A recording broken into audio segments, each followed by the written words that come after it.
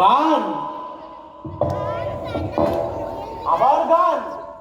দাদা তুমি তো দেখলে তোমাদের মন্ত্র তন্ত্র আচার আচরণ কিছুই যে পারলাম না। সে তো দেখলুম, কিন্তু সেটা কি খুব আনন্দের বিষয়? তার জন্য কি গলা ছেড়ে গান গাইতে হবে?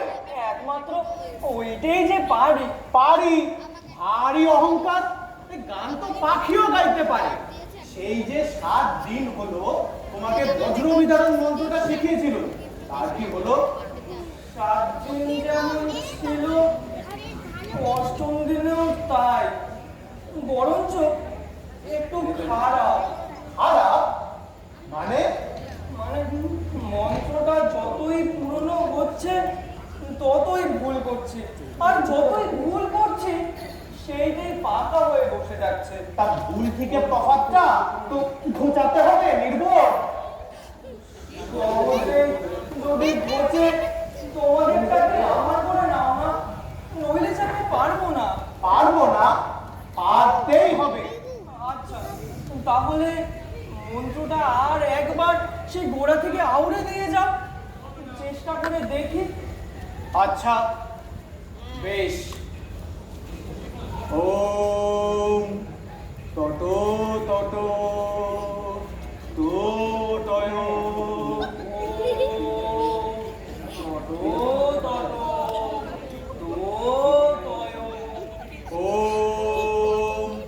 তত তত তোটয় স্ফট স্ফট স্ফোটয় গুণ গুণ ঘুণাপয় সরবসত্তানি।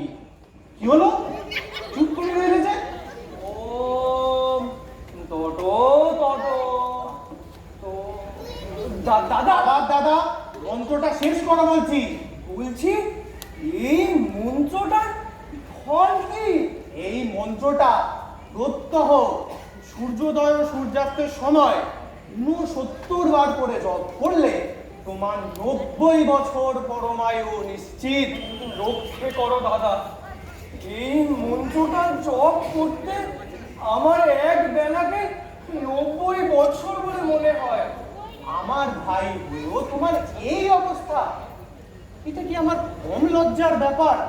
লজ্জার তো কোনো কারণ নেই দাদা। কারণ নেই? না, তোমার পাণ্ডিত্যে সকলে আশ্চর্য হয়ে যায়, বরঞ্চ একটু বেশি আশ্চর্য হয় তুমি আমারই দাদা বলে। দেখো পঞ্চ, তুমি তো এখন আর বালক নও। তোমার ঠিক ভুল বিচার করে দেখার বয়স হয়েছে। তাই তো বিপদে পড়েছি। আমি যা বিচার করি তোমাদের বিচার তার উল্টো দিকে চলে, কিন্তু তার জন্য যা দণ্ড কেবলমাত্র আমায় একলাই ভোগ করতে হয়।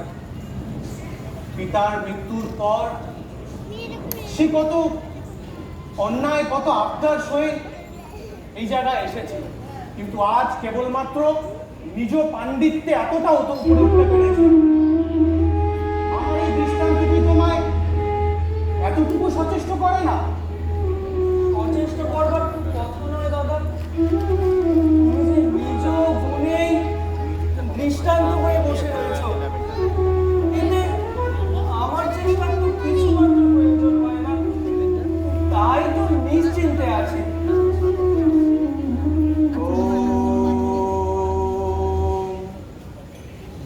সন্ধ্যাকাল অবতীর্ণ, এখন আমার সপ্তকুমারিকা রাধা পাঠের সময়। তবে বলে যাচ্ছি, সময় নষ্ট করো না।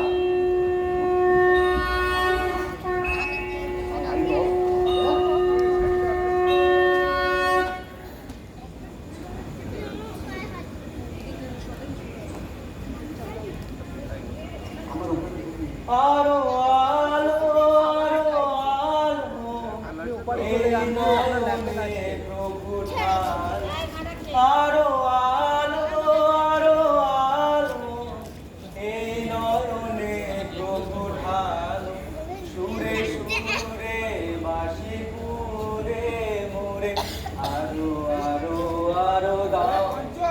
না ভাই, আমায় এখন বিরক্ত করো না। কেন?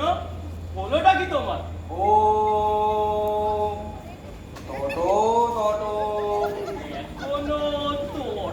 টোটো টোটো এখনো তোতয় ঘুরছিল না? যে আমাদের কোন কালে শেষ হয়ে গেছে তা মনেও আনতে পারিনি।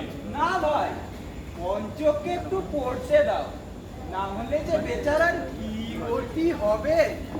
এখনো তো বেচারা তটো তটো করে মরছে।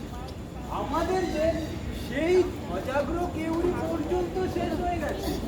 আচ্ছা পঞ্চ, তুমি এখনো চক্রেশ মন্ত্র শেখনি?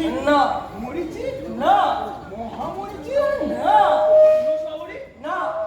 পঞ্চ, তুমি আর বৃথা সময় নষ্ট করো না। বারবার আসতে না আমার কাছে তো কেউ বেশি আশাও করে না, অন্তত শুধু জানা যায় নইলে তুমি এই অচলা এখানে ছাত্র বলে লোকসভাতে পরিচয় দেবে বললাম যা। চলো যাই, ও একটু পড়ুক। এই এখানে এত গোল কিসের হচ্ছিল? দাদা, ওই অচলায়তনের ছাত্ররা গল্প করছিল। তোমার তো নিজের কাজ অবহেলা করার একটু সুযোগ পেলেই নিজেকে সংবরণ করা অসম্ভব। মহাপঞ্চ, একটা জনশ্রুতি শুনতে পাচ্ছি, বর্ষার আরম্ভে নাকি আমাদের গুরুদেব এখানে আসবে। তা তিনি আসবেন কিনা সেটা আলোচনা না করে তিনি যদি সত্যি আসেন তার জন্য প্রস্তুত হও। তিনি যদি আসেন তাহলে তিনি প্রস্তুত হবেন। ওনার আসার কারণে যদি আমরা প্রস্তুত হতে যাই তাহলে মিথ্যে একটা গোল হবে। ভারী বুদ্ধিমানের মতো কথা বললে। অন্যের গ্রাস যখন মুখের কাছে এগোয়, মুখ স্থির হয়ে সেটাকে গ্রহণ করে। এ তো সোজা কথা। পঞ্চ, আবার তর্ক? তর্ক করতে পারিনি বলে রাগ করো, আবার পারলেও রাগ। যাও তুমি। যাচ্ছে, কিন্তু বলো না, গুরুদেব কি সত্যি এখানে আসবেন? তার সময় হলে তিনি নিশ্চয়ই আসবেন।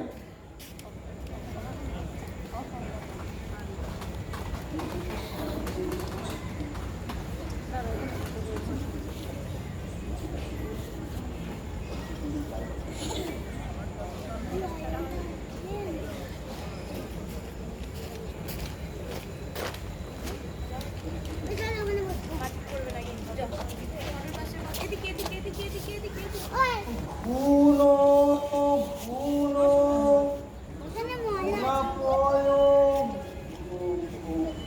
না, এই হবে না হবে না। আমার দ্বারা এই একটা মন্ত্র পর্যন্ত মুখস্থ হলো না। তার থেকে বড় একটা গান গাই।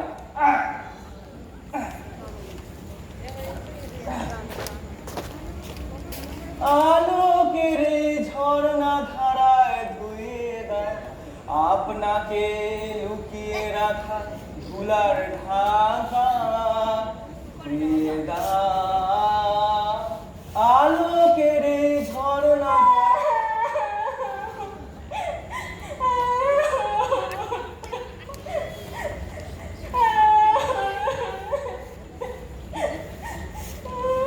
ও কি কান্না শুনি যে? এ নিশ্চয়ই সুভদ্র। আমাদের এই আয়তনে ওর চোখের জলই শুকলো না। আমি ওর চোখের জল একদম সইতে পারি না।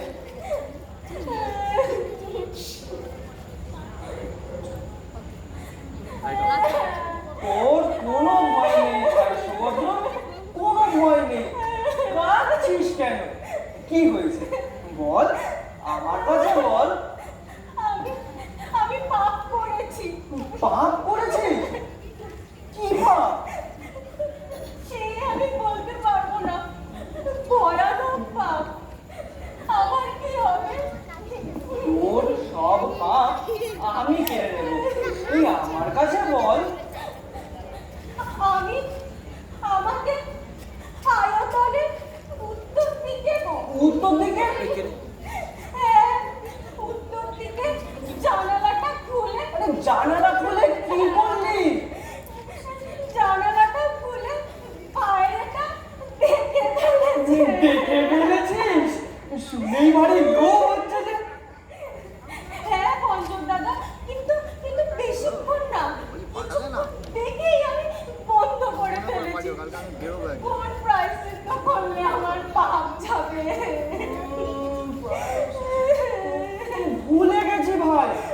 প্রায়শ্চিত্ত সে প্রায় 20-25 হাজার রকমের আছে। আমি যদি এই আয়তনে না আসতুম তাহলে তার 12 আনাই কেবল পুঁথিতে লেখা থাকতো। আমি এসে তার প্রায় সব কটাই কাজে লাগাতে পেরেছি, কিন্তু মনে রাখতে পারিনি। ভদ্র, তুমি বুঝি জানো পঞ্চক দাদা, বদ্ধ কি ভয়ানক পাপ। চুপ! কাঁদছিস কেন ভাই? তোর কোনো ভয় নেই। প্রায়শ্চিত্ত করতে হয় তো করবি। আমি বলি প্রায়শ্চিত্ত করতে ভারী মজা। এখানে রোজই এক রকমের দিন কাটে। প্রায়শ্চিত্ত না থাকলে তো মানুষ টিকতেই পারতো না। জানো পঞ্চক দাদা, এই সুভদ্র আমাদের আয়তনে উত্তর দিকের জানালাটা আহ! এই সুভদ্রর মতো তোদের অমন সাহস আছে? আমাদের আয়তনের উত্তর দিকটা তো একজোটা দেবী, সেদিক থেকে যদি একটুও হাওয়া ঢোকে তাহলে তাহলে সেটা ভয়ানক। আরে কি ভয়ানক শুনি না। তা জানি না, কিন্তু তা ভয়ানক। পঞ্চম দাদা, আমি আর কখনো বলবো না পঞ্চম দাদা। আমার কি হবে? শোন বলি সুভদ্র, কিসে কি হয় তা আমি কিছুই জানি না, কিন্তু যাই হোক না কেন তাকে আমি একটুও ভয় করি না। ভয় করো না। ভয় করো না? না, আমি তো বলি দেখি না কি হয়। আচ্ছা দাদা, তুমি বুঝি অনেক দেখেছো? সে দেখেছি বই কি। ও মাসের শনিবারে যেদিন মহাময়ূরী দেবীর পূজা করলো, সেই দিন একটা কাঁসার থালার মধ্যে ইঁদুরের গর্তের মাটি রেখে তার উপর 5টা শিয়াল কাটার পাতা আর 3টে মাসকলাই সাজিয়ে আমি নিজে 18 বার ফু দিয়েছি। হ্যাঁ? কি বলো? 18 বার? তারপর পঞ্চম দাদা, তোমার কি হলো?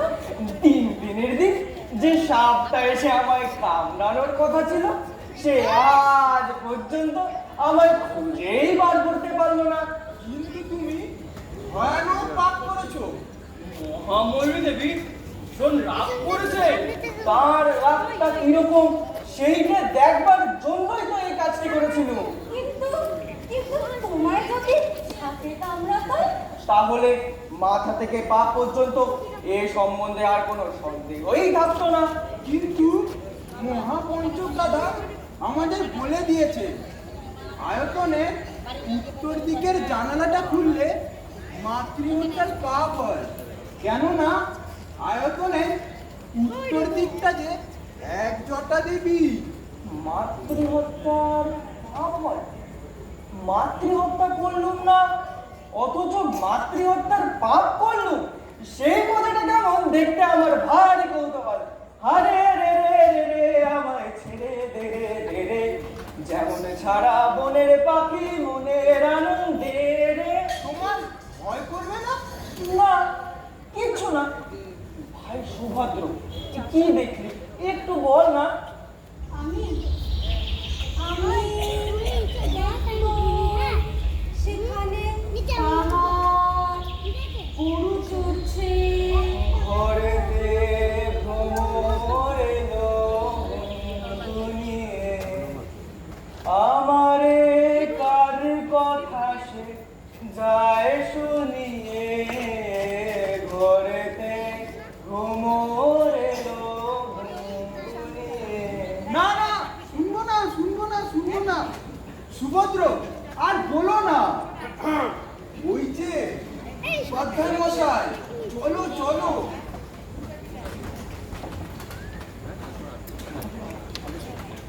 পঞ্চককে শিশুদের দলে প্রায়ই দেখতে পাই। একমাত্র ওদের সাথেই আমার বুদ্ধির যা একটু মিল হয়। ওরা বড় উঠছে। এই তো সেদিন পটুবর্ম আমাকে এসে নালিশ করেছে, শুক্রবার প্রথম প্রহরে উপদিশ্য নাকি তার গায়ের ওপরে হাই তুলে দিয়েছে।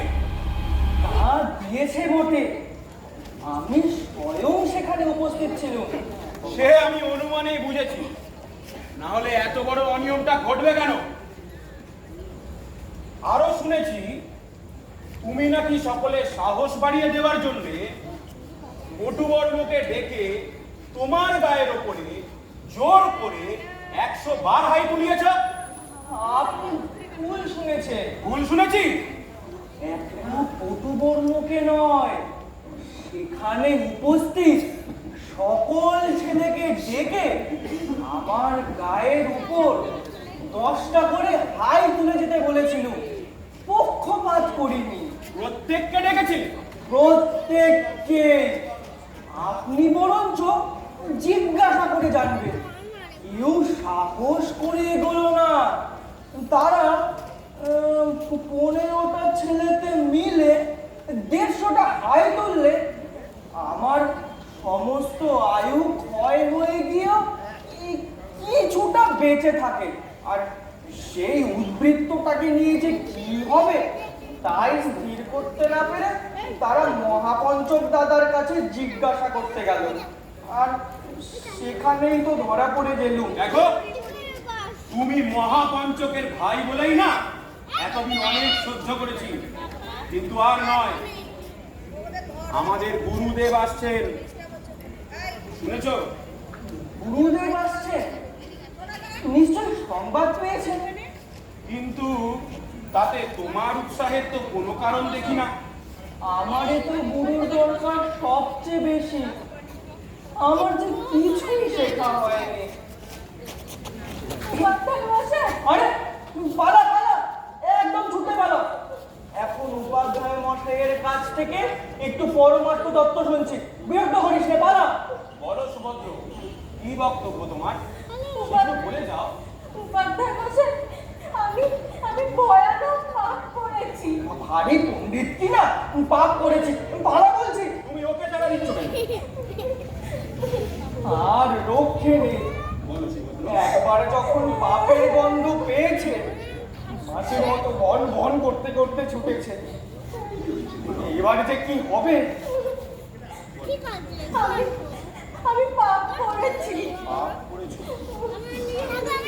আচ্ছা বেশ, বসো তুমি, বসো, শোনা যাক।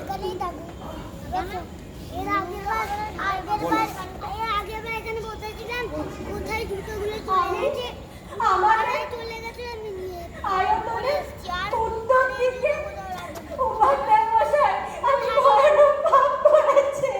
আবার সেই কথাই তো হচ্ছিল, তুই চুপ কর। উত্তরের দেওয়ালে আঁক কেটেছো? যে আঁক কেটেছো সে কি চতুষ্কোণ না গোলাকার? না না, আখ কাটিনি। আমি আমাদের আয়তনে উত্তর দিকে জানালাটা খুলে বাইরেটা দেখে যাচ্ছে। সর্বনাশ! আজ 345 বৎসর ওই জানলা কেউ খোলেনি, তা তুই জানিস? এবার এবার এবার আমার কি হবে? তোমার জয় জয়কার হবে সুভদ্র। 345 বছরের আঙুল তুমি ঘুচিয়েছো।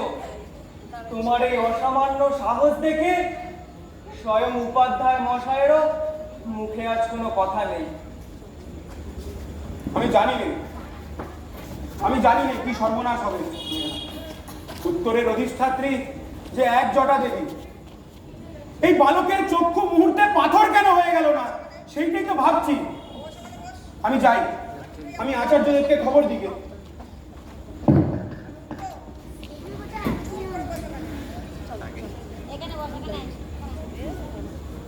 গ্রাম ছাড়া ওই রাঙা মাটির পথ আমার মন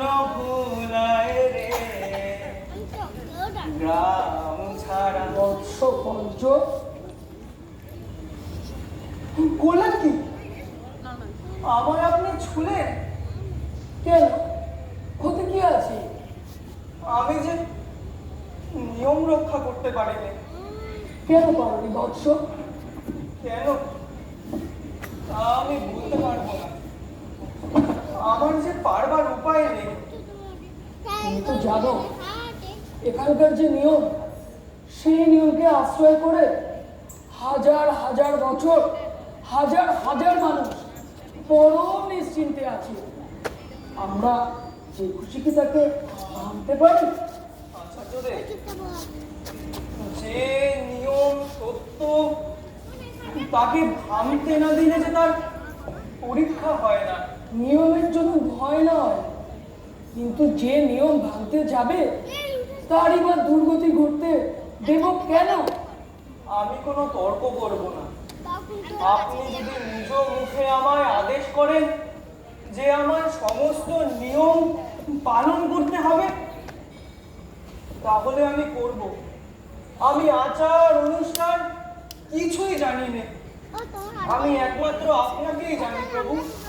আদেশ করব তোমাকে, সে আমার দ্বারা হয়ে উঠবে না। কেন আদেশ করবেন না প্রভু? কেন বলবো বৎস? তোমাকে যখন দেখি তখন আমি মুক্তিকে যেন নিজের চোখে দেখতে পাই। এত চাপেও যখন দেখলুম তোমার মধ্যে প্রাণ কিছুতেই মরে না, তখন আমি প্রথম অনুভব করলাম মানুষের মন মন্ত্রের চেয়ে সত্য, হাজার বছরের অতি প্রাচীন আচারের চেয়ে সত্য। যাও বৎস, তোমার পথে তুমি যাও, আমাকে কিছু জিজ্ঞাসা করে নেই।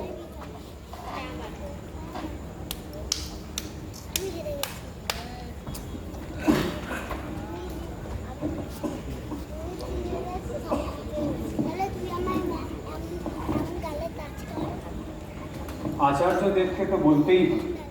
তিনি নিতান্ত উদ্বিগ্ন হবেন, কিন্তু দায়িত্ব যে ওনার। উপাধ্যায়, কোন সংবাদ আছে নাকি?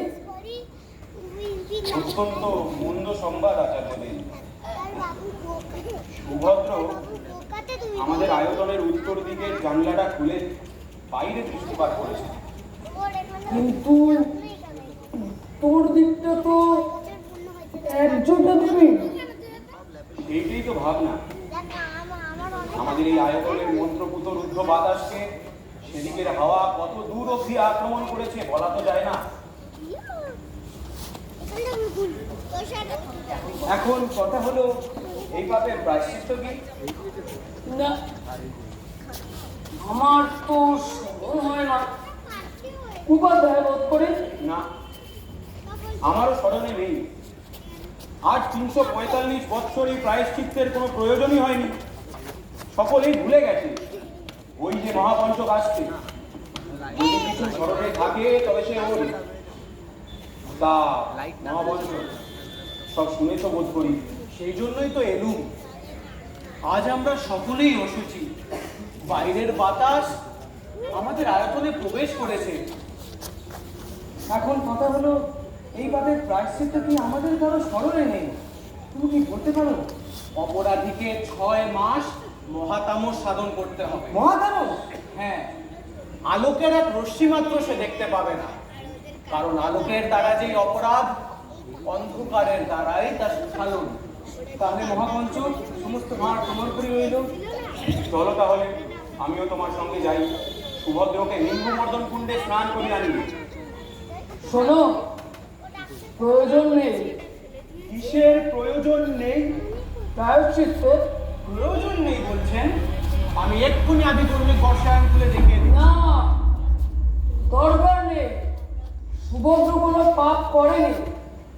আমি আশীর্বাদ করে তার। এও কি কখনো সম্ভব? যা কোনো শাস্ত্রে নেই আপনি কি না, নাই? হতে দেব না। তোমাদের কোনো ভয় নেই।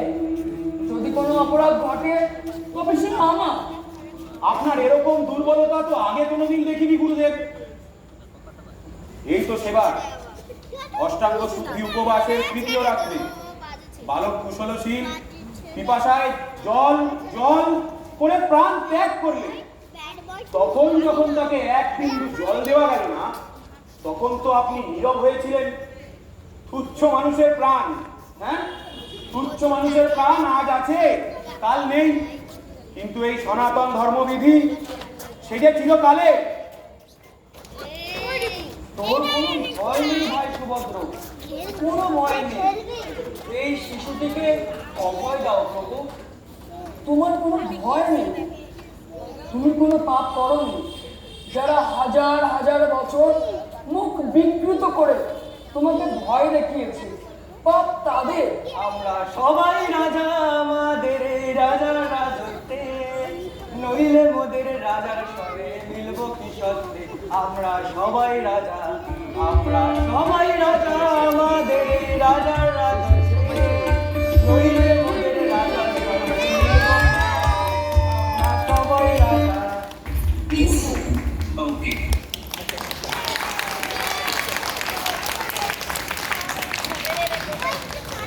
খুব সুন্দর নাটক পরিবেশন করলো আমাদের সদস্যরা।